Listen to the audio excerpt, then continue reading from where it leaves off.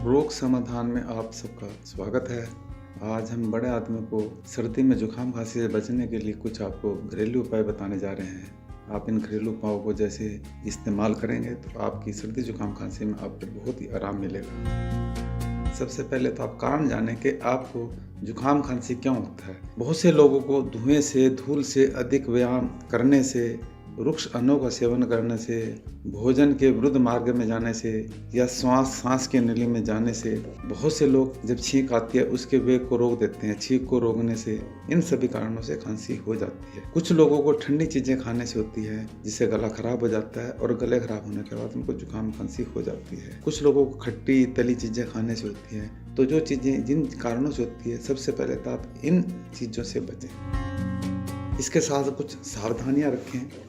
सावधानियों के लिए आप ठंडी चीज़ें ना लें जैसे आइसक्रीम, कोल्ड ड्रिंक। इसके साथ तली और चिकनाई वाली चीज़ें जब भी आप लेते हैं तो उसके बाद कभी भी ठंडा पानी मत पिएं। अगर पीना भी है तो आप गुनगुना पानी पिएं, गर्म पानी पिएं या कोई चाय पिएं। इसके साथ आप गुनगुने पानी में 3-4 चुटकी नमक डाल के गरारे करें और गले को मफलर से कवर करके रखें। इन चीज़ों का आप सावधानी में ध्यान रखें। और इसके साथ आपको जो घरेलू उपचार बताया जा रहा है उसमें सबसे पहले सामग्री और बनाने की विधि। अदरक 50 ग्राम लेकर उसको कद्दूकस करके छान लें, छलनी में से छान लें और उसमें 2 चम्मच अदरक रस लें। तुलसी के पत्ते 5 पत्ते लेकर उनको पीस कर उसमें मिला लें। काली मिर्च पाउडर 1 चुटकी मिला लें।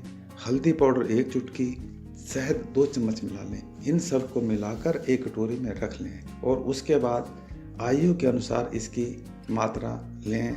जैसे जो छोटा बच्चा है 2 से 4 साल तक का है, इसको 5 बूंद दिन में 3 बार तक चटा सकते हैं। अगर 4 से 8 साल का है उसको 10 बूंद सुबह, दोपहर, शाम।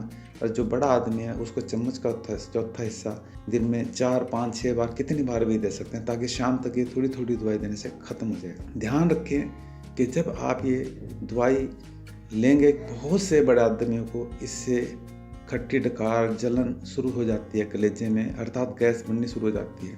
अगर गैस बनती है तो उसके लिए आप 10 बूंद नींबू रस डालें या 15 बूंद, ज़्यादा मत डालें। अर्थात कहने का मतलब ये है कि अगर ज़्यादा डालेंगे इसमें खटास आ जाएगी तो इसका असर कम हो जाएगा, इससे खांसी में आराम नहीं मिलेगा। खटास नहीं आनी चाहिए, इसलिए 10 या 15 से ज़्यादा मत डालें। और इसको आप हमेशा ताज़ा बनाएं और ताज़ा ही लें, क्योंकि अगर उसको ताज़ा बनाने से ज़्यादा असर आएगा और आप एक बार बना के कई दिन तक इस्तेमाल करोगे तो ख़राब हो जाएगा, तो उसका असर नहीं आएगा, नुकसान हो जाएगा। इसके साथ आप परहेज जरूर रखें। इससे खट्टा बिल्कुल मत लें, जैसे दही, नींबू, टमाटर, मौसमी, संतरा न लें, क्योंकि इनसे खांसी बढ़ जाएगी। बहुत से लोग कहते हैं कि इनमें विटामिन सी होता है, इनको लेना चाहिए।